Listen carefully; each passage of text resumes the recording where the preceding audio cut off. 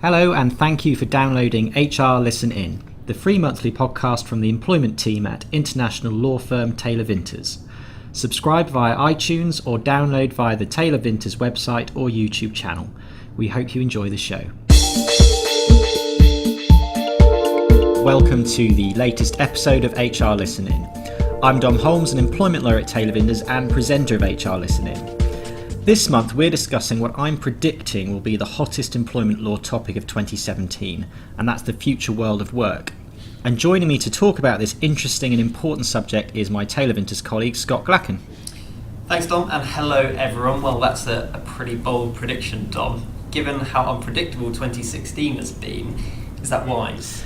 Well, perhaps not, but let me explain why I think the future world of work will be the big talking point this year. So last year was all about the EU referendum, and true enough, Brexit's likely to dominate the news agenda again this year. So we anticipate that Article 50 will be triggered by the end of March, and that's going to set all sorts of hairs running in terms of negotiations with the various EU institutions and member states. But if we look at what Theresa May recently said in her keynote speech, she was very clear that workers' rights would not be impacted by the UK's departure from the European Union. Yes, that's right. And to quote from her speech, "A fairer Britain is a country that protects and enhances the rights people have at work. That is why, as we translate the body of European law into our domestic regulations, we will ensure that workers' rights are fully protected and maintained. Not only will the government protect the rights of workers set out in European legislation, we will build on them." And that is pretty much in line with what we talked about on a previous podcast, Scott, back in October. And in fact, I think you said that whether it's a hard Brexit or a soft Brexit, we don't see either resulting in any big changes to employment regulations. Absolutely, that's right. So if we look at it in a pure employment law and HR context, rather than the broader commercial context relating to trade deals, etc., I think the future world of work is right up there in terms of what will be important to businesses, particularly those who are putting in place innovative business models to maintain that competitive edge. Okay, so when we talk about the future world of work, that's obviously a pretty big topic. The rise of the gig economy is clearly one important theme which runs through this, but there are some other specific developments that we can focus on. Yes, so you're right to mention the gig economy, Scott. And the Employment Tribunal judgment in the Uber case was an interesting development and has been followed by a similar ruling against City Sprint in a claim for holiday pay brought by one of its couriers. Both of which found that the claimants in those cases were workers, entitling them to some minimum protections. Exactly, but I think this gives rise to much broader questions. Now, clearly Uber and City Sprint did not intend their business models to factor in the costs of these workers' rights. And there's certainly a case for saying that businesses and gig economy participants both value the flexibility and the no ties arrangements that they'd offer.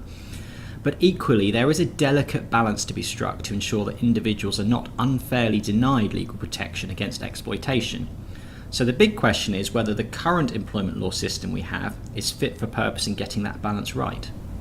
Yes, and query whether it is sufficiently adaptable. And there are various public consultations that are currently looking into the subject. Yes, so for example, Number 10 has appointed Matthew Taylor, who used to be an advisor to Tony Blair, to conduct a wide-ranging review into modern employment practices. He and his panel are embarking on a regional tour of the UK to understand how different labour markets work and what changes might be appropriate to the current system. And the Taylor review is due to report, I think, by the end of June. And Taylor Vinters will be attending one of those sessions, of course. Yes, we certainly will.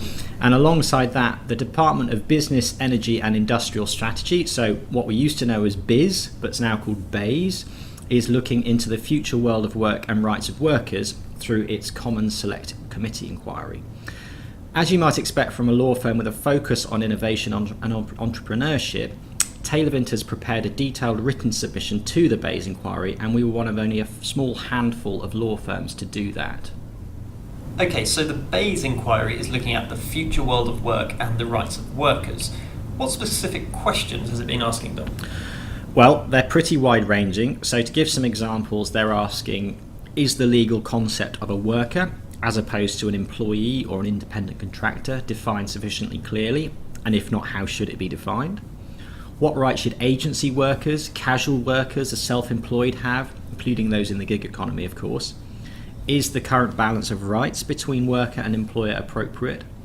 And if certain groups of workers require some protection and support, who should be responsible for providing that and for paying for it? They're also asking what are the current issues around 0 hours contracts, minimum wage enforcement, and what role the unions have to play in all of this. Well, that's certainly a broad scope of discussion, and that's without even getting into the bigger topics such as what the world of work will look like in 10, 20, 50 years' time. If we look back 20 years ago, there was no widespread use of email, but now it's an essential part of most business operations. And looking forward, we're seeing increased automation and greater sophistication of artificial intelligence that may, in time, mean less need for human labour.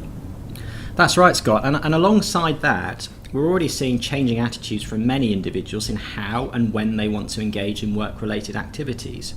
So the so-called millennials are apparently shaking things up, and the traditional concept of a job for life has long gone in most cases. Many people want the flexibility that the gig economy offers. They want a portfolio career. And businesses similarly benefit from more fluid arrangements. They would much rather not be tied up in red tape, regulation and worker-related costs that use up resources and impact on profitability. Correct, and I think this is where the inherent balance lies. The very crux of this issue, and something which is at the heart of Taylor Vinter's response to the Bayes inquiry, is how do you maintain maximum flexibility for business whilst ensuring protection of the most vulnerable? Because, let's remember, not everyone chooses to participate in the gig economy or take short-term assignments without any job security. Some people do so out of necessity because there's no other option for them. So it's the distinction between those who can choose that type of working arrangement, who can afford to for lifestyle purposes, and those who can't. Precisely.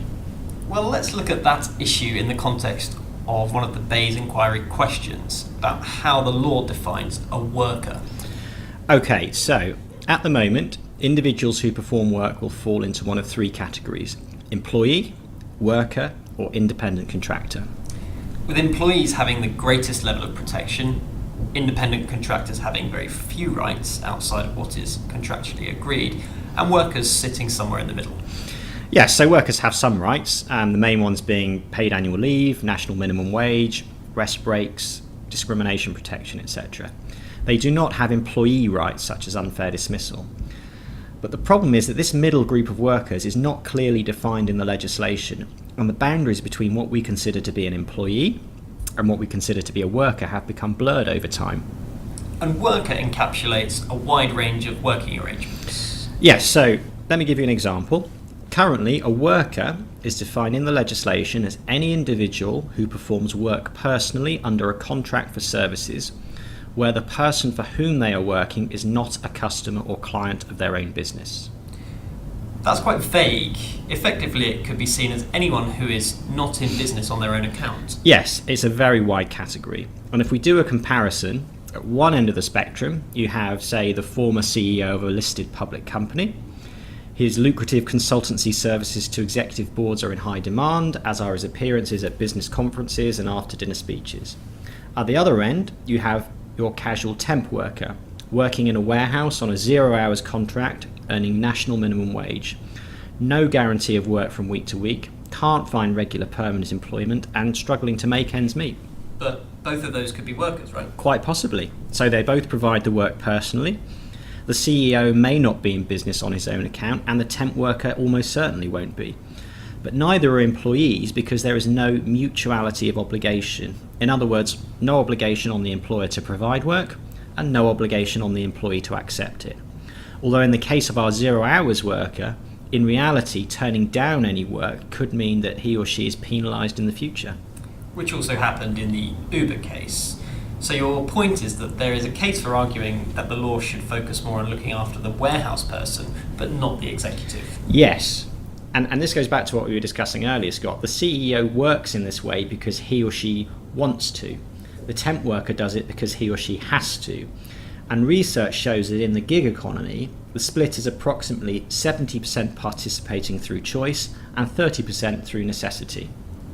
So what's the solution? How do you give businesses more flexibility to make use of the 70% to drive innovation but still protect the vulnerable 30% from unscrupulous business practices? Well, that's a very good question. I've seen some really good ideas in some of the responses to the Bayes inquiry, and I think the legal concepts are, of course, only part of the answer. But there must be a way of making that distinction that everyone finds workable. And what we at Taylor Vinters have said is the way you do it is to have a very clear definition of worker, set out in legislation, that excludes those who choose to participate in the gig economy, but embraces those who genuinely have no choice and might be exploited unless worker protections are maintained. So what might this definition look like? So we've suggested 3 key criteria for a worker, 2 of which will already be familiar to you. So number 1, personal service. The individual must perform the work themselves with no genuine right to send a substitute to do the work instead. Number 2, there must be no arm's length business arrangement. The individual must not be providing the work to a customer or client of their own independent business undertaking, however that's set up. So they may have a consultancy company, they may do the work themselves, etc. Exclusivity may be relevant here. Someone who provides the same services to multiple customers is more likely to be in business on their own account. So not much change from what we've got at the moment so far. Yes, that's right. But here's the third criterion, which I think is important: subordination. An individual should only get worker protection if there is an imbalance or an inequality in the dynamic of the relationship, so that the person doing the work does not have the power to negotiate terms on an equal footing at the outset of the relationship, or a genuine right to reject work that is offered once a relationship has started. So when you say subordination, you effectively mean unequal bargaining power? Yes, so at a very basic level, it addresses who has the greater need. If the individual needs to work but has no real influence over the terms offered, they should be protected as a worker. Conversely, our highly paid executive consultant is in demand. He can dictate terms and genuinely turn down work if he wants to. But he should accept that the quid pro quo for that chosen flexibility is a lower degree of protection. And lower protection, of course, means lighter regulatory burden on business. But how does this re-establish the clear dividing line between worker and employee? Well, the employment relationship does have subordination, of course, but importantly, it also involves mutuality of obligation, which we mentioned earlier, integration into the workforce, and a high degree of control. And control is very different to subordination. Control is all about the employer telling the employee how, when, and where the work is done. Conversely, subordination is about the individual being somehow reliant on or beholden to the person or entity for whom they are working. Now, I'm not saying it is the right answer or the only answer, but it seems a feasible solution to me. Let's move on to a slightly different topic. One of the other questions asked by the Bayes inquiry is whether the balance of benefits between worker and employer is appropriate. What do we think about that, Dom? Well, Scott, I think the balance is pretty good, actually. The problem is not so much that workers have too many rights, but perhaps just too many individuals are classified as workers and therefore have access to those rights. So I'll ask you a question. If you focus the definition of worker on those who need protection, what does that protection actually look like? So I guess paid annual leave, rest breaks, maximum weekly working hours, subject to the opt-out, of course, national minimum wage, protection from unauthorised wages deduction, and protection from discrimination, of course. Yeah, and that's not a huge amount really for a modern industrial nation. And bear in mind, we're talking about the most vulnerable here. Still no protection from dismissal, provided there's no discrimination or whistleblowing, no redundancy pay, no minimum notice period, no right to maternity, paternity, adoption, shared parental leave, or pay for that matter. All of these are employee rights rather than worker rights. And what do we think about who should be responsible for paying for these worker benefits? Again, another big question, but in principle, there's no reason why those receiving the benefits of the work should not carry the burden of obligation to the workforce. So the business engaging the individual pays, which is what Uber was trying to avoid. Yes, but importantly, Uber could have arranged its business in such a way that its drivers were not workers. It maintained that the drivers were independent contractors, but then micromanaged them. It's a difficult balance, I think, because you can understand why they wanted to keep a close eye on things for quality control and brand protection, for example. Absolutely, and Uber is still a very successful business and a great example of innovation at its best. But the point was, ultimately, Uber does not work for the drivers providing them with the service. The drivers work for Uber, and that is just not compatible with how that kind of worker-independent contractor dynamic currently works. So some employment or worker costs are often beyond the control of the employer. For example, if an individual is unable to attend work, does the employer still pay him? Well, I think the answer is in your question. If they're genuinely unable to work, for example because of sickness or maternity leave, then personally I think the state should cover the costs of the minimum statutory payments it has put in place. Holidays slightly different. I think the employer benefits directly from the work having time off for R&R, so I think it's probably fair that they pay for that. But again, if you limit worker status to those who really need it, that's probably not a big ask. Yes, what we are saying is that the employment system needs to be opened up and to be more adaptable. It needs to accommodate flexible business arrangements where that is what both parties want. No ties, lower cost and lower regulatory burden. We want to help clever people continue to drive innovation. Dom, there's so much more we could talk about here. We've not even mentioned agency workers, the future role of unions, or even the tax system. All big topics in themselves. But we'll save those for another podcast, I think, as the debate continues to develop. Definitely. I mean, there are so many strands to this and many subjects that are not specific to employment law, but are set to have a huge impact on the future world of work. So to finish up, if we look ahead 20 years, what are the other potential big game changes? Well, very difficult to say, I think. I mean, as you mentioned earlier, who would have thought in the mid-90s that only a few years later email would be so prevalent? But we can spot some potential trends, certainly. Artificial intelligence and machine learning, for example. Absolutely. Everything is becoming more automated. We're seeing this in the legal tech sector, for example, driving down cost by getting computers to do tasks that are currently done by human lawyers. And Taylor Vinters is involved with a great business called Thought River, which is developing automated ways of conducting large-scale contract reviews. Yes, I mean, it's a really clever idea. And legal tech means that the future role of lawyers will inevitably change. And similar things will no doubt happen in other sectors. We've seen drones being trialled by delivery companies, for example. Outside of that, perhaps more people will work from home or job share, and that creates some interesting questions for HR in terms of how you maintain collegiality in a team environment when employees are not in the same physical spaces often. That's true, and the way in which offices are being fitted out is also changing. For example, in some companies, employees no longer have their own desks. They hot desk every day, which is a very different way of working, I think. Yes, I mean, certainly plenty to think about there, Scott. Well, thank you for being my co-presenter again this month. It's been a really interesting discussion. Thanks, Don. And if you, our listeners, have any views you would like to share, we would welcome hearing from you. Simply get in touch with your regular Taylor Vinters contact, or if you're new to our firm, you can contact me on dominic.holmes@taylorvinters.com. And don't forget to subscribe for free via iTunes if you can, so you don't miss out on future episodes of HR ListenIn. Just search for Taylor Vinters in the iTunes store. Next month, we'll be joined by another member of the Taylor Vinters employment team to discuss more practical HR issues.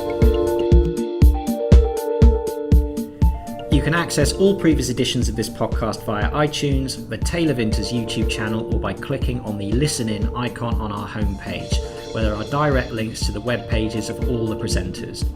For those of you who are active on social media, you can also find me on LinkedIn and on Twitter @DonHolmes147. Thank you for listening in to HR ListenIn.